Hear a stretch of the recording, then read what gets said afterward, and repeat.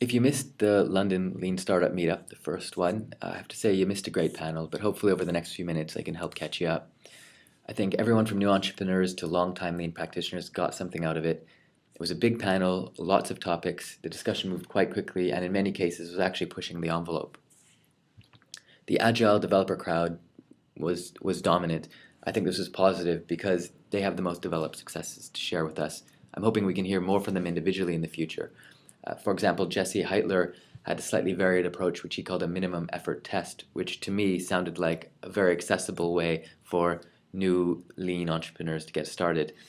Justin Peary had examples of the differences between tests, market tests, when your proposition is paid or when it's free, and how this is actually a very pertinent difference.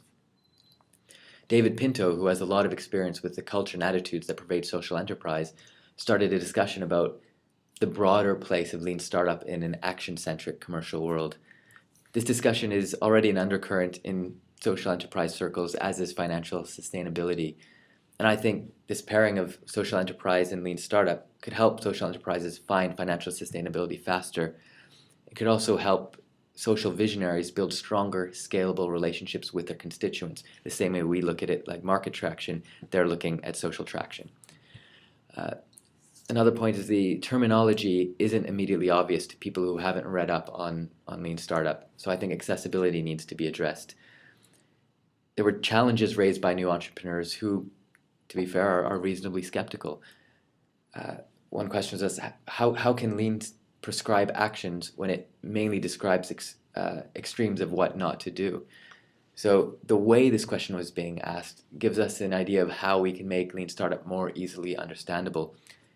So to sort of rephrase that question, and Tim, I hope I got it right, how can lean startup be explained in a more prescriptive form?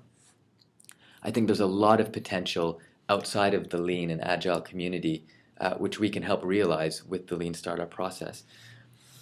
And ultimately, in sharing this process, we can only grow and benefit from this shared learning.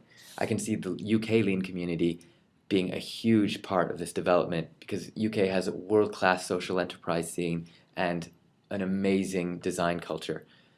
And they've already shown interest in this. So hopefully we're going to see a great amount of development over the next few months with Lean Startup and the other great things that are happening in London. I hope to see you at the next meetup. Thanks.